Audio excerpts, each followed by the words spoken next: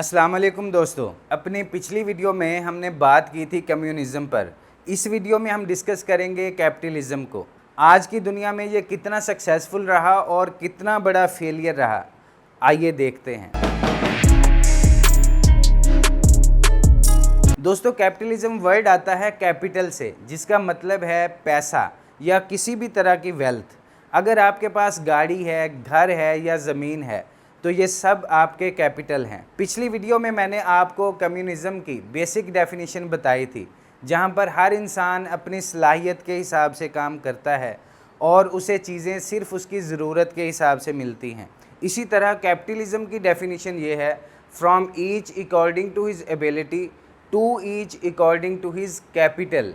एक ऐसी सोसाइटी जहाँ पर लोग अपनी सलाहियत के हिसाब से काम करेंगे और उन्हें चीज़ें मिलेंगी अपने कैपिटल के हिसाब से। यानी जिस इंसान के पास सबसे ज़्यादा कैपिटल होगा उसी को सबसे ज़्यादा प्रॉफिट मिलेगा। जिसके पास ज़्यादा पैसा होगा उसे ही ज़्यादा प्रॉफिट मिलेगा। दोस्तों, कैपिटलिज़म एक ऐसी आइडियोलॉजी है जो प्राइवेटाइजेशन को प्रमोट करती है, जहाँ पर मीन्स ऑफ प्रोडक्शन जैसे कि ज़मीन, इंडस्ट्री वगैरह प्राइवेट इंडिविजुअल्स ओन करते हैं। कम्युनिज़म में इसे पब्लिक ओन करती है, सब लोग ओन करते हैं। कम्युनिज़म की तरह ही कैपिटलिज़म भी एक बड़ी आइडियोलॉजी है, एक ब्रॉड आइडियोलॉजी है जिसके अंदर सब सेक्शंस हैं, अलग अलग स्कूल्स ऑफ थॉट्स के, जो कि एक दूसरे से थोड़े बहुत अलग हैं। लेकिन अगर ब्रॉडली देखें तो कुछ अहम पॉइंट्स हैं जो हर तरह की कैपिटलिज़म में देखने को मिलते हैं। पहला है प्राइवेटाइजेशन, दूसरा है गवर्नमेंट का कम से कम इंटरफेरेंस होना। ज़्यादातर कैपिटलिस्ट मानते हैं कि government has no business to be in business. ये एक ऐसा डायलॉग है जो हमारी पिछली गवर्नमेंट ने भी कुछ अर्सा पहले इस्तेमाल किया था। तीसरा पॉइंट है फ्री मार्केट एंड कंपटीशन, और चौथा एक ऐसी चीज़ जो कैपिटलिस्ट सोसाइटीज़ में अक्सर देखने को मिलती है, मनी बिगेट्स मनी, पैसे से ही पैसा बनता है। ये क्या है मैं आपको आगे एक्सप्लेन करूँगा। पहले बात करते हैं कैपिटलिज़म की हिस्ट्री के बारे में। कैपिटलिज़म का सबसे पुराना एग्जाम्पल है फ्यूडलिज़म, जिसे प्रिमिटिव फॉर्म ऑफ कैपिटलिज़म कहा जा सकता है। ये 10वीं सदी के अराउंड है, मिडल एजेस में, जब लैंडलॉर्ड्स होते थे और ज़मीन पर कब्ज़ा करके रखते थे और इन ज़मीनों पर किसान कसम पुरसी की हालत में काम करते थे, काश्त और खेती करते थे, और जो प्रॉफिट निकलता था इस ज़मीन से वो सारा ये लैंडलॉर्ड्स ले जाते थे और किसानों को बस इतना ही पैसा मिल पाता था कि वो अपना बस गुजारा चला पाएँ। आज के दिन भी कैपिटलिज़म कुछ इसी तरह से काम करता है। अगर आप किसी कंपनी में एम्प्लॉय हैं तो आपको एक फ़िक्स सैलरी दी जाती है और जिस कंपनी में आप काम करते हैं उसका प्रॉफिट उसके ओनर के पास जाता है। हालांकि अब ह्यूमन राइट्स इस्टेब्लिश हो चुके हैं, एक मिनिमम वेजेस से नीचे लोग काम नहीं करते और एक्सप्लॉयटेशन नहीं होता in most of the cases. और कंपनी का मालिक कौन हुआ? वो शख्स जिसके पास सबसे ज़्यादा शेयर्स हैं कंपनी के। इनफैक्ट आज के दिन आप भी किसी बड़ी कंपनी के मालिक बन सकते हैं शेयर्स मार्केट से शेयर्स ख़रीद कर, और जो भी कंपनी प्रॉफिट कमाएगी उसका कुछ हिस्सा आपको भी मिलेगा उस परसेंटेज के हिसाब से जितना आपका उसमें शेयर है। यानी एक एम्प्लॉय एक कंपनी के लिए काम करेगा और बदले में एक फ़िक्स सैलरी लेगा, और वो आम लोग जो इस काम या बिज़नेस की बेसिक्स भी नहीं जानते होंगे वो प्रॉफिट में शेयर लेंगे अपने कैपिटल की वजह से जो उन्होंने इन्वेस्ट किया है। और इन्वेस्ट कौन कर सकता है? जिसके पास पहले से ही पैसा हो। जैसा मैंने कहा था कि पैसे से ही पैसा बनता है, जिसके पास जितना ज़्यादा पैसा होगा इस कैपिटलिस्ट दुनिया में वो अपना पैसा और ज़्यादा बना सकता है ऐसी कंपनीज़ में इन्वेस्ट करके और इनसे प्रॉफिट शेयर्स लेकर। इस मॉडर्न कैपिटलिज़म की शुरुआत हुई थी दोस्तों 16th और 17th सेंचुरीज़ के दौरान।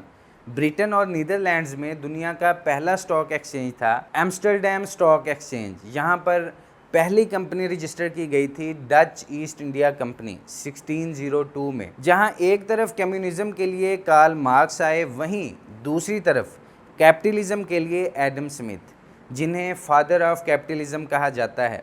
उन्होंने 1776 में एक किताब लिखी थी द वेल्थ ऑफ नेशंस। इस किताब में उन्होंने एक पॉलिसी की बात की थी, लेसेस फेयर। ये फ्रेंच अल्फाज हैं जिसका मतलब है लीव अलोन, यानी गवर्नमेंट को इकॉनमी को छोड़ देना चाहिए, लीव अलोन कर देना चाहिए, दखल अंदाजी नहीं करनी चाहिए। यहीं से फ्री मार्केट कैपिटलिज्म की शुरुआत हुई। एडम स्मिथ के मुताबिक फ्री मार्केट में कंपटीशन एक इनविजिबल हैंड है, एक ना दिखाई देने वाला फैक्टर है जो मार्केट में चीज़ों की क्वालिटी और प्राइजेस को बेहतर करता है। क्योंकि आपको कंपटीशन मिलेगा, मार्केट की सिचुएशन आपको मजबूर कर देगी, तो आप इनोवेट करोगे और बेहतर प्रोडक्ट बनाओगे। आप तो अपने सेल्फ इंटरेस्ट में काम कर रहे होगे, आप अपने प्रॉफिट को बढ़ाने के लिए इनोवेट करोगे और ये चीज़ें बाकियों के लिए भी अच्छी हो रही होंगी। सोसाइटी के इंटरेस्ट के लिए यही अच्छा है कि आप अपने इंटरेस्ट के लिए काम करो। यही है एडम स्मिथ की फ़िलॉसफी। जब आप काम को बेहतर करोगे और बढ़ाओगे तो इसके लिए आपको एक्सपर्ट्स और लेबरर्स की भी ज़रूरत पड़ेगी, जिससे कई लोगों के लिए रोज़गार के रिसोर्सेज क्रिएट होंगे। इसी वजह से दुनिया भर में कैपिटलिज्म इतना सक्सेसफुल हुआ, क्योंकि हर किसी ने रियलाइज़ किया कि अगर हमें काम और बेहतर करना है तो हमें यहाँ पर delegation of work to labour करनी ही पड़ेगी और स्पेशलाइजेशन करनी पड़ेगी।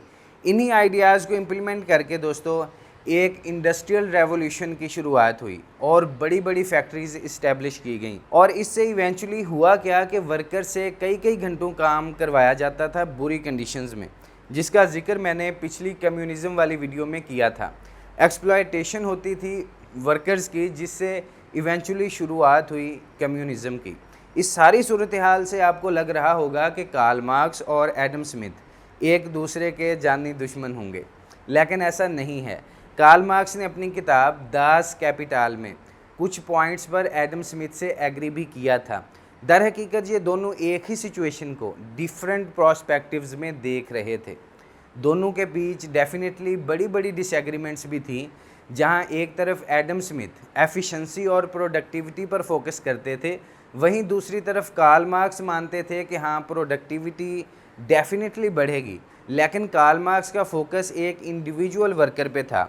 वो कहते हैं कि एक वर्कर एलिनेटेड फील करेगा अगर उसे फैक्ट्री में एक रिपीटेड टास्क करवाया जाएगा, घंटों घंटों तक, सालों सालों तक एक ही काम जब वो बार बार उससे करवाया जाएगा तो वर्कर प्राउड फील नहीं करेगा। एक काम करने वाले मज़दूर को लगेगा कि मेरा क्या पर्पज़ है ज़िंदगी में, मैं बस एक बड़ी सी मशीन में एक छोटा सा गियर हूँ।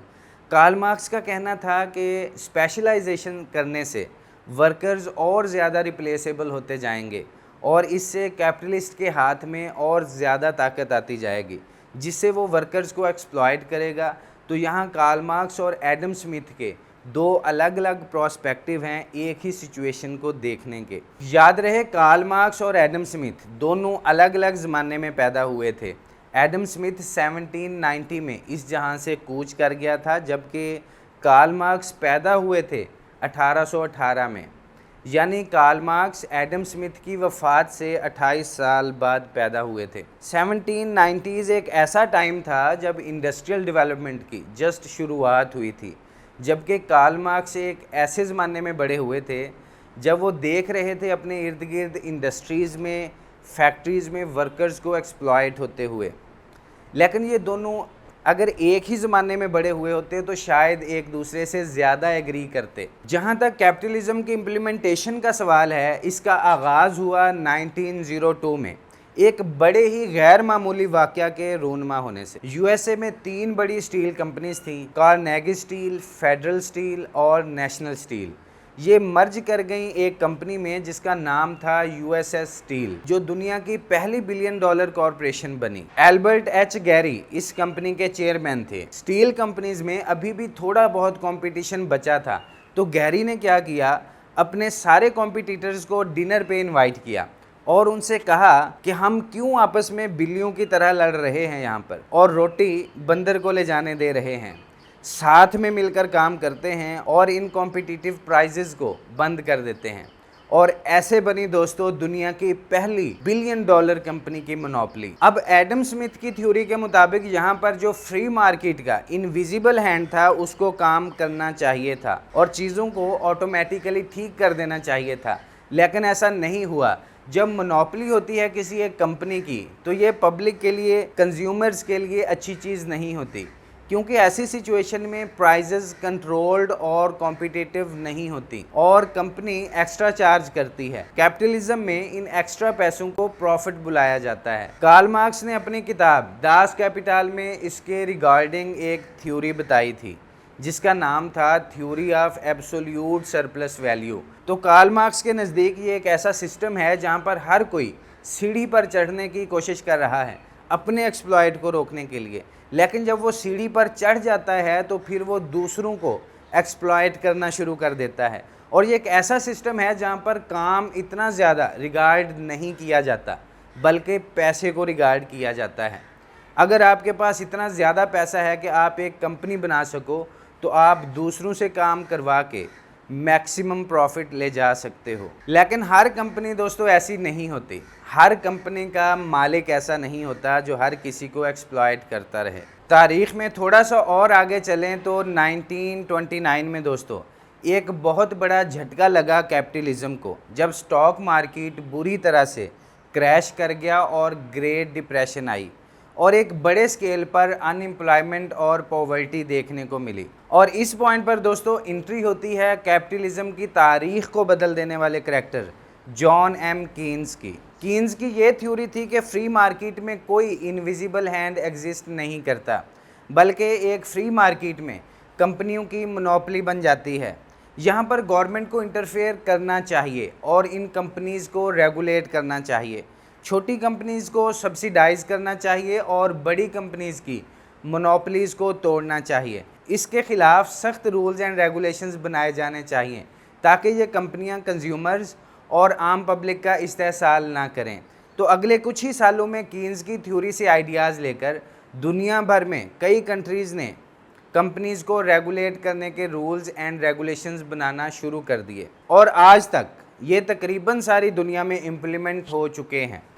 अगला बड़ा झटका 1980s में लगा कैपिटलिज्म को, जब यूएसए में रोनाल्ड रीगन और यूके में मार्गरेट थैचर ने एडम स्मिथ के आइडियाज़ को दोबारा रीइंट्रोड्यूस किया दुनिया में। इसके बाद से जो कैपिटलिज्म इम्प्लीमेंट किया गया इन दोनों कंट्रीज़ में, इसको कहते हैं न्यू लिबरलिज्म। इसका बेसिक आइडिया एडम स्मिथ वाला ही है कि इसमें गवर्नमेंट को इंटरफेयर नहीं करना चाहिए और फ्री मार्केट को अपने आप चलते रहने देना चाहिए और यहाँ पर एक इनविजिबल हैंड है फ्री मार्केट का। तो करंट स्टेटस ये है दोस्तों कि पिछले 40 सालों में हमने दुनिया भर में कई कंट्रीज़ में, ख़ास तौर पर यूएसए में न्यू लिबरलिज्म को इम्प्लीमेंट होते देखा है, जिसकी वजह से इन इक्वालिटी बड़ी तेज़ी से बढ़ती जा रही है। यूएसए में अमीर लोग और ज़्यादा अमीर होते चले जा रहे हैं और गरीब लोगों को उठने का मौका ही नहीं मिल रहा। जो बड़ी कंपनीज़ हैं वो मोनोपोलीज बनती जा रही हैं। इस न्यू लिबरलिज्म का इम्पैक्ट पाकिस्तान में भी देखने को मिल रहा है, ख़ास तौर पर ऑटोमोबाइल इंडस्ट्री में। तो क्या सक्सेसफुल आइडियाज़ रहे कैपिटलिज्म के और क्या ख़तरनाक फेलियर्स हमें आज की दुनिया में देखने को मिलती हैं कैपिटलिज्म की, इसे हम तफसील के साथ डिस्कस करेंगे अपनी अगली वीडियो में। अब तक के लिए इतना ही। अल्लाह हाफिज़।